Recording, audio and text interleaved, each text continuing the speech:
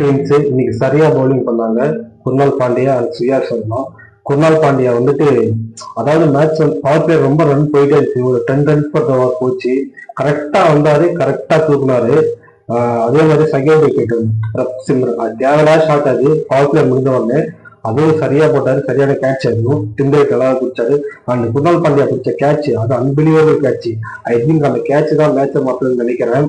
And also ஸ்ரீயா சர்மா அவர் போடுற Google எல்லாமே big பண்ணவே முடியல. இங்கிலீஷுக்கு போட்டதா இருக்கட்டும் சரி, ஸ்டாலிஸுக்கு போட்ட கூகுளியா இருக்கட்டும் செம்மையா போட்டாரு. And impressed. சீசன் ஆரம்பிக்கிறதுக்கு முன்னாடியே ஒரு கிரிட்டிசிசம் இருந்துச்சு, என்னதுன்னா ஆர்சிபி ஸ்பின் பவுலிங் அந்த அளவுக்கு இல்லைன்ட்டு. பட் இந்த மேட்ச் அவர் ஷோ பண்ணியிருக்காங்க எங்ககிட்ட ஸ்பின் பவுலிங் இருக்குன்றது. அண்ட் ரொமாரி ஷெஃபர் அவர் அடுத்த விக்கெட் தாங்க ஸ்ரேயஸ் ஐயர் விக்கெட்.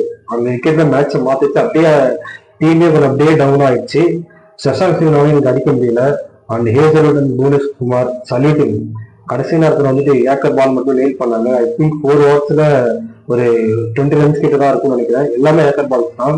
ஒரு 157 வந்துட்டு டோட்டல் பண்ணியிருக்காங்க. இந்த ஆர்சிபி ஜெயிப்பாங்களான்னு பார்க்கலாம். ஐ திங்க் ஒரு விக்கெட்ல இல்ல ஓப்பனர்ஸ் மேட்ச் பண்ணிக்க வாய்ப்பு அதிகமாக இருக்குன்னு நினைக்கிறேன். மேபி க்ளோஸ் பண்ண கூட போகலாம். யார் ஜெயிப்பான்றதை நீங்க கமெண்ட்ல